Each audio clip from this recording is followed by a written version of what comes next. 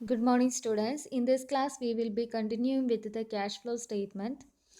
First one is preparation of cash flow statement. How we can prepare the cash flow statement. For preparation of cash flow statement, we require comparative balance sheet at the beginning of the year and the end of the year. നമുക്കൊരു cash flow statement prepare ചെയ്യണമെങ്കിൽ നമുക്ക് comparative balance sheet വേണം. ആ comparative balance sheet ബിഗിനിങ്ങിൻ്റെയും വേണം എൻഡിലെയും വേണം.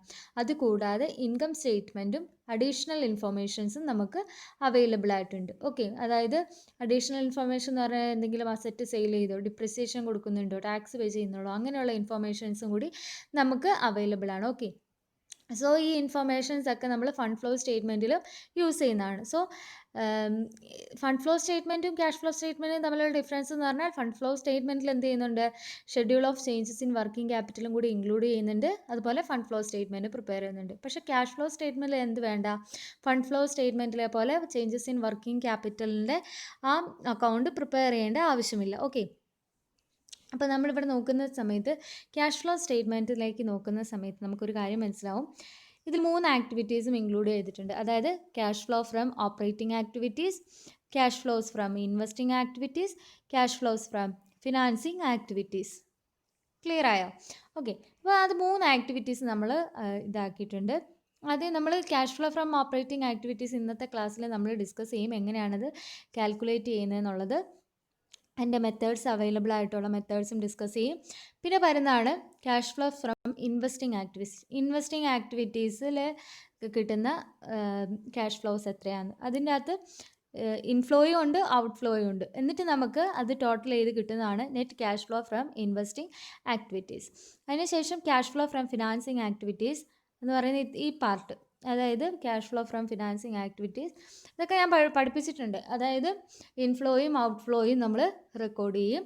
എന്നിട്ട് ഏറ്റവും last നമുക്ക് കണ്ടുപിടിക്കേണ്ടത് net cash flow for the year ആണ്. അതെന്ന് പറയുന്നത് cash flow from operating activities plus cash flow from investing activities plus cash flow from financing activities ആണ്. അതിൻ്റെ കൂടെ നമ്മൾ എന്ത് ചെയ്യും, ഓപ്പണിംഗ് ബാലൻസ് ആഡ് ചെയ്യുന്ന സമയത്ത് നമുക്ക് closing cash and cash equivalence കിട്ടും. ഇത്രയാണ് ടോട്ടലായിട്ട് പറയുകയാണെങ്കിൽ ക്യാഷ് ഫ്ലോ സ്റ്റേറ്റ്മെൻറ്റിൻ്റെ ടോട്ടൽ എന്ന് പറയുന്നത്. ഓക്കെ, ഇനി നമുക്ക് നോക്കേണ്ടത്, നമ്മൾ നേരത്തെ പറഞ്ഞു ഓപ്പറേറ്റിംഗ് ആക്ടിവിറ്റീസിന് 2 മെത്തേഡ്സ് ഉണ്ട് കാൽക്കുലേറ്റ് ചെയ്യാൻ വേണ്ടിയിട്ട്. ഓപ്പറേറ്റിംഗ് ആക്ടിവിറ്റീസ് ഫൈൻഡ് ചെയ്യാൻ വേണ്ടി 2 മെത്തേഡ്സ് ഉണ്ട്. അതെന്ന് പറയുന്നത് ഡയറക്റ്റ് മെത്തേഡും ഇൻഡയറക്റ്റ് മെത്തേഡാണ്. അതിന് മുമ്പ് നമുക്ക് എന്താണ് cash flow from operating activities നോക്കാം.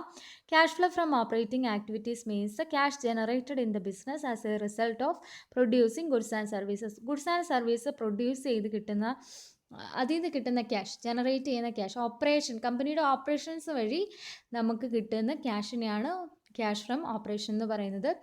ഡയറക്റ്റ് മെത്തേഡിൽ നമ്മൾ ക്യാഷ് റെസിപ്റ്റ്സിനെയും ക്യാഷ് പേയ്മെൻറ്റ്സിനെയാണ് റെക്കോർഡ് ചെയ്യുന്നത്.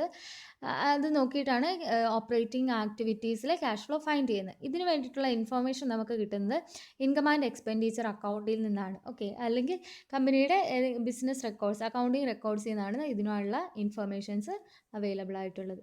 അതിൻ്റെ ഫോർമാറ്റ് നോക്കാം. Cash receipts from the operation, അതായത് ജസ്റ്റ് സിമ്പിളാണ്. അതായത് പേയ്മെൻറ്റിൽ നിന്നും ക്യാഷ് റെസിപ്റ്റ്സ്, ക്യാഷ് റവന്യൂ, നമുക്ക് കിട്ടിയ റവന്യൂവിൽ നിന്ന് പേയ്മെൻറ്റ് മൈനസ് ചെയ്താൽ ക്യാഷ് ഫ്രം ഓപ്പറേഷൻസ് കിട്ടും. അതായത് സെയിൽസ് ഇൻഫ്ലോ ആണ്, ക്യാഷ് ഇൻഫ്ലോ ആണ്. Cash received from the debtors cash inflow ആണ്. Royalty and commissions, fees and received, ഇതെല്ലാം എന്താണ്, ക്യാഷ് ഇൻഫ്ലോ ആണ്. അതിൽ നിന്ന് ക്യാഷ് ഔട്ട് ഫ്ലോ എന്ത് ചെയ്യുന്നു, മൈനസ് ചെയ്യുന്നു. Okay, cash payments to the operations, that is cash purchase ചെയ്യുമ്പോൾ ക്യാഷ് ഔട്ട് ഫ്ലോ ആണ്. Cash paid to the creditors cash outflow ആണ്. ക്യാഷ് വേജസ് ഔട്ട് ഫ്ലോ ആണ്. Cash operating from expense cash outflow ആണ്. അപ്പോൾ cash ഇൻഫ്ലോയിൽ നിന്നും cash out flow minus ചെയ്താൽ നമുക്ക് cash from the operations കിട്ടും. നമുക്ക് ഇനി ഒരു ക്വസ്റ്റ്യൻ ഡിസ്കസ് ചെയ്യാം. ഇതാണ് question. From the following profit and loss account calculate the cash from operating under direct method. Direct method simple ആണെന്ന് പറഞ്ഞില്ലേ, എന്താണ്, ആദ്യമേ റെസിപ്റ്റ്സിൽ നിന്ന് അല്ലെങ്കിൽ ക്യാഷ് ഇൻഫ്ലോയിൽ നിന്ന് ക്യാഷ് ഔട്ട് ഫ്ലോ മൈനസ് ചെയ്യാം. അപ്പോൾ നമുക്കിവിടെ ആദ്യം നോക്കേണ്ടത് ഈ പ്രോഫിറ്റ് ആൻഡ് ലോസ് അക്കൗണ്ട് അല്ലെങ്കിൽ ട്രേഡിംഗ് അക്കൗണ്ടിൻ്റെ ട്രേഡിംഗ് അല്ലെങ്കിൽ പ്രോഫിറ്റ് ആൻഡ് ലോസ് അക്കൗണ്ടിൻ്റെ ക്രെഡിറ്റ് സൈഡിലായിരിക്കും എപ്പോഴും എന്തുണ്ടാവുക, ഇൻകംസ് നമ്മൾ റെക്കോർഡ് ചെയ്യുക. സോ ക്യാഷ് ഇൻഫ്ലോ എന്ന് പറയുന്നത് സെയിൽസ് ഉണ്ട്, പിന്നെ ഡിവിഡൻഡ് റിസീവ്ഡ് ഉണ്ട്. ക്ലോസിംഗ് സ്റ്റോക്ക് നമ്മൾ തൽക്കാലം എടുക്കുന്നില്ല. ഓക്കെ,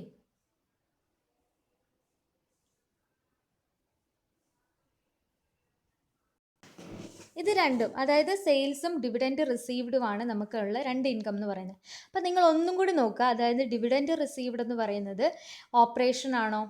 അല്ല, ഓപ്പറേഷൻ ആക്ടിവിറ്റീസ് ആണോ? ഡിവിഡൻഡ് റിസീവ് ചെയ്യുക എന്ന് പറയുന്നത് എന്താണ്? ഇൻവെസ്റ്റ്മെൻറ്റിൽ നിന്ന് കിട്ടുന്ന റിട്ടേൺ ആണ്, അല്ലേ? അപ്പം ഇൻവെസ്റ്റ്മെൻറ്റിൽ നിന്ന് കിട്ടുന്ന റിട്ടേൺ ആണ്. സോ അത് നമുക്ക് ഒരിക്കലും ഓപ്പറേഷനിൽ ഇൻക്ലൂഡ് ചെയ്യാൻ പറ്റില്ല. അപ്പം നമുക്ക് ഡിവിഡൻഡ് റിസീവ്ഡ് എടുക്കാൻ വേണ്ടി സാധിക്കില്ല. ഓൺലി നമുക്ക് സെയിൽസ് മാത്രമാണ് കിട്ടുന്നത്. ഇനി നമുക്ക് ഓരോ ഐറ്റംസ് നോക്കാം. പർച്ചേസ് പേയ്മെൻ്റ് ആണ്, വേജസ് പേയ്മെൻ്റ് ആണ്, സാലറീസ് ഓപ്പറേറ്റിങ്ങിന് വരുന്ന എക്സ്പെൻസ് ആണ് സാലറി. റെൻറ്റ് എന്താണ്? കമ്പനി ഓപ്പറേറ്റ് ചെയ്യാൻ വേണ്ടിയിട്ട് വരുന്നതാണ് റെൻറ്റ്. പിന്നെ ഓഫീസ് എക്സ്പെൻസ്, പിന്നെ സെല്ലിംഗ് എക്സ്പെൻസ്. ഡിപ്രിസിയേഷൻ ഓപ്പറേഷനിൽ വരുന്ന എക്സ്പെൻസ് ആണോ? അല്ല. ഡിപ്രിസിയേഷൻ എന്ന് പറയുന്നത് ഒരിക്കലും ഓപ്പറേഷന് വരുന്ന എക്സ്പെൻസ് അല്ല. കാരണം അതെന്തിലും വരുന്ന ഡിപ്രിസിയേഷൻ നമ്മുടെ അസറ്റിൽ വരുന്ന ഡിക്രീസ്മെൻ്റ് ആണ്. ഓക്കെ, അതൊരിക്കലും ഓപ്പറേഷണലിൽ വരുന്ന എക്സ്പെൻസ് അല്ല. അതുപോലെ തന്നെ loss on sale of asset എന്ന് പറയുന്ന ഏത് കാറ്റഗറിയിൽ വരുന്ന? Loss on sale of asset അതെന്ന് പറയുന്നത് എന്താണ്? നമ്മുടെ ഇൻവെസ്റ്റ്മെൻറ്റ് ആക്ടിവിറ്റീസിൽ വരുന്നതാണ്. സോ അത് നമ്മൾ എന്ത് ചെയ്യില്ല? ഇൻക്ലൂഡ് ചെയ്യില്ല. പിന്നെ വരുന്നതാണ് പ്രൊവിഷൻ ഫോർ ടാക്സിന് വേണ്ടിയിട്ടുള്ള പ്രൊവിഷൻ. അതൊരിക്കലും നമ്മുടെ ഓപ്പറേഷൻ ആക്ടിവിറ്റി ആയിട്ട് റിലേറ്റഡ് അല്ല. സോ നമ്മൾ ഇതും എടുക്കില്ല.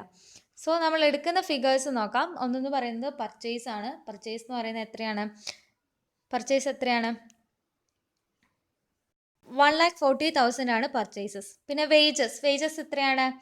വേജസ് ഈ വർഷത്തെയാണ് എടുക്കേണ്ടത്. ഈ വർഷത്തെ എത്രയേ ഉള്ളൂ?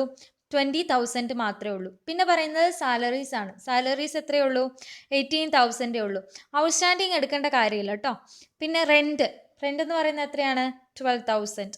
പിന്നെ ഓഫീസ് എക്സ്പെൻസ് 5,000. പിന്നെ പറയുന്നത് സെല്ലിംഗ് എക്സ്പെൻസ് ആണ്. Selling expense 3,000. ഇത്രയും ഐറ്റംസ്. അപ്പം സെയിൽസിൽ നിന്നും ഈ പറയുന്ന പേയ്മെൻറ്റ്സ് എല്ലാം എന്ത് ചെയ്യാം? മൈനസ് ചെയ്യാം.